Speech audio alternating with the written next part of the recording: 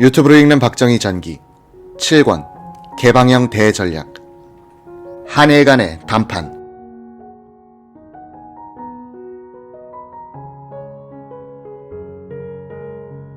(1965년 2월 18일) 서울에서 있었던 이동원 신하 한일 외무장관 회담은 대한민국 정부의 관할권과 구조약 문제를 놓고 팽팽한 입장 차이만 보이고 별다른 진전을 보지 못했다. 그날 밤 우이동의 요정 선운각에서는 양측 대표들 사이에 만찬이 있었다. 신하는 밴드가 한국 유행가를 연주하자 가만히 듣고 나서 이렇게 말했다. 내가 중국 노래도 들어봤지만 이처럼 가슴에 와닿지는 않았어. 역시 우리 두 나라는 역사의 밑바닥에 깊은 무엇이 흐르고 있는 게 분명하오. 신하는 만찬을 피하고 헤어지기 전에 이 장관에게 조용한 데서 이야기할 게 있다고 붙들었다. 별실에서 신하는 심각한 표정으로 변하더니 이 장관, 다케시마는 어떻게 할 작정이요? 사또 총리의 특별 지시도 있었어요.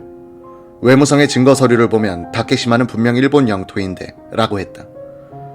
우리에게도 대마도가 우리 땅이라는 역사 자료가 있습니다. 그러면 대마도와 독도를 바꾸죠. 대화는 싱겁게 끝나버렸다.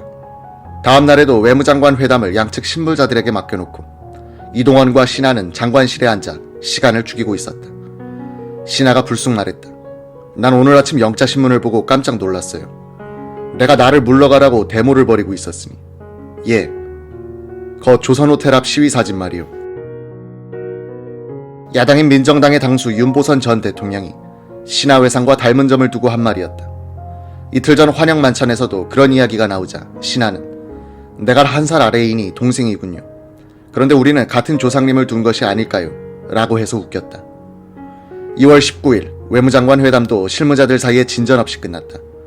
구조약 폐기의 시기 문제는 의견 접근이 가능해졌다. 한일 양측 사이의 구조약은 이미 무효란 의미로 already를 문장에 삽입하기로 합의한 것이다. 1951년 샌프란시스코 강화 조약을 양국 간 모든 조약의 무효 시점으로 하자는 일본 측과 1910년의 한일 합병을 기점으로 하자는 한국 측의 주장을 절충한 것이다. 대한민국의 관할권 문제에 있어서는 진전이 없었다. 일본 측은 대한민국이 한반도의 유일 합법 정부임을 UN 결의를 빌어 인정하는 형식을 취하면서 그 관할권은 휴전선 이남에 한정된다는 조항을 넣으려고 했다. 한국 측은 이를 전면 거부했다. 다음 날이면 신하가 귀국하게 되어 있었다. 사또 총리 등 일본 정부 수뇌부도 무리하게 굳이 합의 볼 필요가 없다는 자세였다고 한다. 이동원 장관은 오후 5시쯤 청와대로 박정희 대통령을 찾아가 보고했다. 각하, 구조약 문제는 우리가 양보할 수도 있는 사안이지만 관할권 문제는 국기와 관계되는 일인 만큼 양측이 모두 완강합니다. 그러나 완전히 끝난 것은 아닙니다. 박 대통령은 언짢은 표정을 짓더니 자리를 박차고 일어나면서 내뱉듯이 말했다. 마음대로 해. 나는 머리 좀 식히려 진해에 갔다 올 테니. 내가 임자를 외무장관에 임명할 때 분명히 말한 것이 있잖아. 한일 회담은 임자에게 일임하겠다고. 그러니 임자 책임 아래서 최선을 다해봐. 이날 저녁 조선호텔에서는 신하 장관이 주최하는 만찬이 열렸다. 장기영 부총리가 이동원 장관에게 다가오더니 걱정을 해줬다. 회담이 잘 안 되는 모양이지. 야단인데. 그게 잘 되어야 우리 경제도 소생할 텐데. 2판 4판으로 밀어붙여봐. 일단 저질러 놓고 보는 것 있잖아.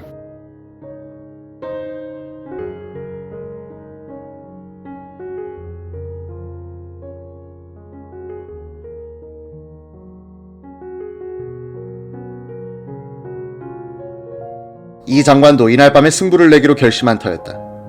그는 신하 장관에게 우리끼리 조용한 데 가서 술 한잔 더 합시다라고 했다.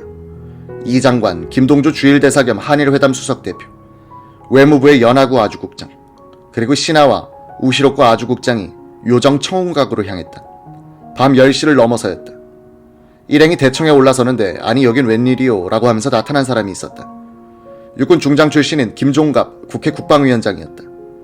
김 위원장을 따라 방에 들어가 보니 정복 차림의 군 수뇌부가 회식 중이었다. 이 장관은 신하의 양해를 얻어 합석했다. 애주가인 신하는 늘 갖고 다니는 나폴레옹 꼬냑을 꺼내 마셨다. 한국말을 모르는 신하는 군인들과 이 장관이 뒤엉켜 고성으로 이야기를 나누는 것을 가만히 듣고 있다가 지금 무슨 일로 싸우는 거요? 라고 묻기도 했다. 장군들은 두 외무장관에게 두 분이 어떻게 하든지 이번 회담을 성사시켜 주십시오. 이번 기회를 놓치면 절대 안 됩니다. 라고 부탁하고 있는 중이었다. 이동환 장관에 따르면 이날 낮 사또 총리로부터 회담 타결이 잘 안되면 일본에 와서 자기에게 맡기라는 전가를 받았던 신하는 갑자기 옆방에서 술을 마시던 우시로쿠 아주국장을 불러 이렇게 말했다고 한다. 사또군에게 전화해. 내가 여기서 한일회담 해결하고 간다고. 빠가야로. 내가 외무장관이니 내가 알아서 하는 것이지. 총리가 뭔데 국내에 앉아서 뭘 한다고 말이야. 신하는 일본으로 돌아가 남긴 회고담에서 장군들과의 조우는 박 대통령이 회담 성사에 압력을 넣기 위해서 꾸민 것이었다고 썼다. 밤 11시가 되어서야 대자 한 두 장관은 배석한 사람들을 내보내고 결판에 들어갔다.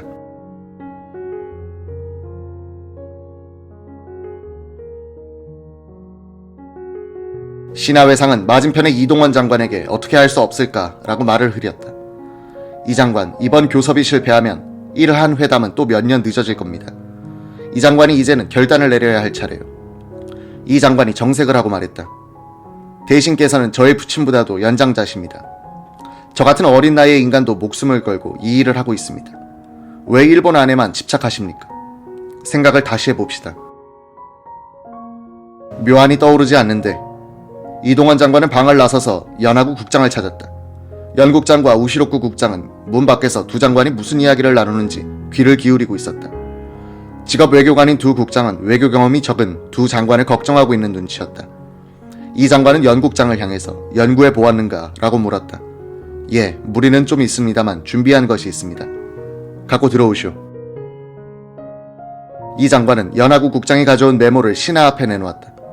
일본 측은 대한민국의 관할권은 휴전선 이남에 한정된다는 부분을 포기하고 한국 측은 국제연합의 결의에 따르면 대한민국은 한반도의 유일 합법 정부란 문안에 동의한다는 절충안이었다. 신하는 우시로쿠와 의논하더니 이 정도라면 본국에 설명이 되는데 라고 반응했다. 좋아요. 본국 측에 대한 설득은 내가 책임을 질 테니 귀하도 한국 측을 책임지세요. 신하가 너무 적극적으로 나오자 이동원은 한 발 물러섰다. 안 됩니다. 대통령의 양해를 얻지 못하면 안 됩니다. 이렇게 하여 양측은 상부의 재가를 얻은 다음 신하가 귀국하는 이날 오후에 기본조약 가조 인식을 갖기로 했다. 당시 한일 간의 국제전화는 사정이 좋지 않았다. 일본 측은 한국군과 제1미군 사이의 군용전화선을 이용하기로 하고 오전 6시부터 30분 간격으로 총리, 자민당 부총재, 간사장, 외무차관에 연결시켜줄 것을 부탁하고 헤어졌다. 이미 시계는 1965년 2월 20일 새벽 2시를 넘고 있었다.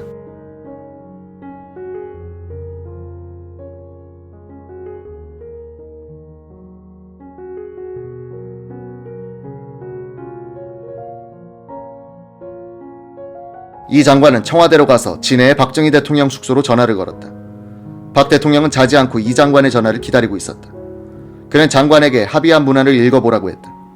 어떻게 생각해? 이 정도라면 국민들을 설득할 수 있다고 생각합니다. 신하회상은 뭐라고 하던가? 그분도 일본 국회에서 설명할 수 있겠다고 했습니다. 좋아, 그대로 하게. 이날 아침 신하회상은 사또 총리에게 합의사항을 보고했다. 사또는 몇 가지 질문을 하더니 제가했다. 1951년에 한일회담이 시작된 이래 14년 만에 드디어 국교 정상화의 돌파구가 열린 순간이었다.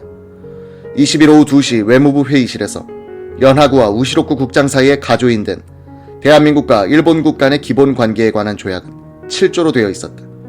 쟁점이 되었던 2, 3조는 이렇게 확정됐다. 제2조 1910년 8월 22일 또는 그 이전에 대한제국과 일본 제국 간에 체결된 모든 조약 및 협정이 이미 무효임을 확인한다. 제3조 대한민국 정부가 국제연합총회 결의 제195호에 명시된 바와 같이 한반도에 있어서의 유일한 합법 정부임을 확인한다. 한일 간 외무장관 회담이 서울에서 열리고 있던 2월 19일 사이공에서는 또 쿠데타 시도가 있었다. 1963년 가을 고딘 디엠 대통령이 쿠데타로 무너진 이후 8번째의 쿠데타였다. 타오 대령이 주미 월남대사 키엠 장군을 업고 일으킨 이 쿠데타 기도는 군사혁명위원회 위원장 구엔 칸 장군을 지지하는 부대가 사이공을 탈환함으로써 이틀 만에 실패로 끝났다. 베트공의 공세가 강화되고 미군의 월맹 폭격이 연일 계속되는 가운데 2월 25일 비둘기 부대 약 2,000명이 사이공항에 도착했다. 박 대통령은 본격적인 전투부대 파견에 교두보를 만든 것이다. 1965년 1월 14일 김영욱 정보부장은 김현철 주미대사와 함께 백악관을 찾아가 국가안보회의 간부 체스터 L. 쿠퍼와 만났다. 김 부장은 박 대통령은 존슨 대통령이 요청하는 것이면 무엇이든지 기꺼이 협조할 생각이다 라고 본심을 털어놓았다. 브라운 주한 미국 대사는 2월 22일 박 대통령에게 존슨 대통령의 방미 초청장을 전달했다. 박 대통령 부처가 오는 5월 17일 18일 국빈으로서 워싱턴을 방문해달라는 내용이었다.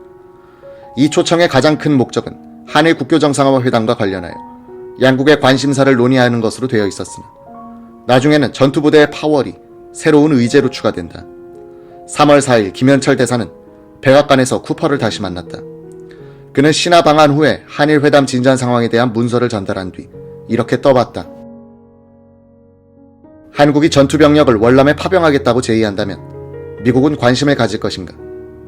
쿠퍼는 우리는 아직 제3국의 병력을 사용할 생각을 갖고 있지 않다고 답했다.